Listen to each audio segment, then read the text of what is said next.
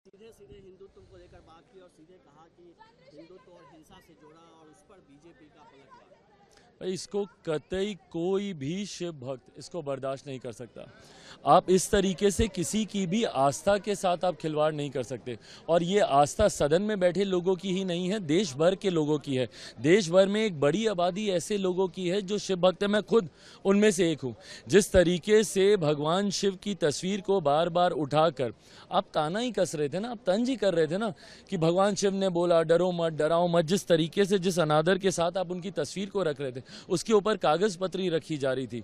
किस तरीके की आपकी आस्था है ये, और किस तरीके से आप लोगों की भावना के साथ आप खिलवाड़ कर रहे थे, ये कतई कोई भी शिव भक्त बर्दाश्त नहीं करेगा। और आपको अगर भैया एलओपी के नाते अगर आपको बातों को रखना है तो आप तथ्यों के साथ रखिए ना। जिस तरीके से हर विषय पर इन्होंने भ्रमित करने का काम किया, चुनाव में भी इन लोगों ने यही किया।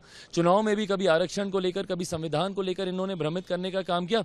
आज भी सदन में इन्होंने यही काम किया। आज भी यहाँ पर आकर सिर्फ गलत बयानबाजी करने, कभी अग्निवीर के नाम पर, कभी अलग अलग योजनाओं के नाम पर सिर्फ गलत बयानबाजी इन्होंने कर सदन को भ्रमित करने का काम किया। मैं धन्यवाद दूंगा माननीय गृह मंत्री जी का और स्पीकर साहब का, जिन्होंने उनको सत्यापित करने का, जिन्होंने उनके लिए बाध्य किया। नहीं तो इस तरीके से आप फ्लोर ऑफ द हाउस पर आकर गलत बयानबाजी नहीं कर सकते। और अंत में मेरा सबसे बड़ा ऐतराज, जिस तरीके से व्यक्तिगत टिप्पणी आप कर रहे हैं, आप गंभीरता को समझिए अपने पद की। आप प्रधानमंत्री जी की मुस्कुराहट को लेकर आप व्यक्तिगत टिप्पणी कर रहे हैं।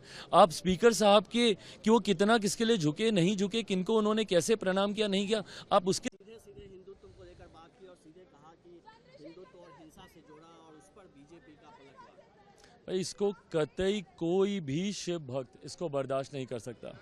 आप इस तरीके से किसी की भी आस्था के साथ आप खिलवाड़ नहीं कर सकते। और ये आस्था सदन में बैठे लोगों की ही नहीं है, देश भर के लोगों की है।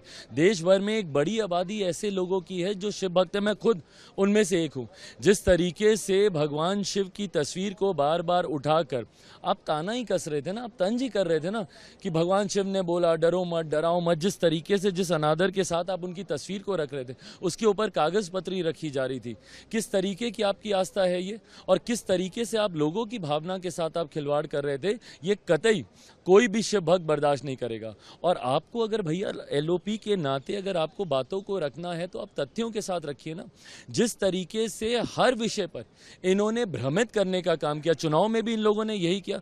चुनाव में भी कभी आरक्षण को लेकर, कभी संविधान को लेकर इन्होंने भ्रमित करने का काम किया। आज भी सदन में इन्होंने यही काम किया।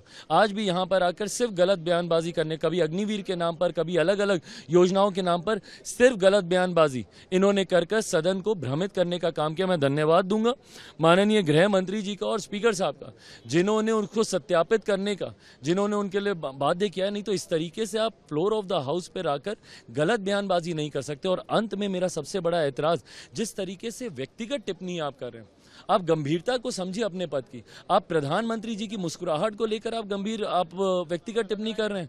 आप स्पीकर साहब के कि वो कितना किसके लिए झुके, नहीं झुके, किनको उन्होंने कैसे प्रणाम किया, नहीं किया, आप उसके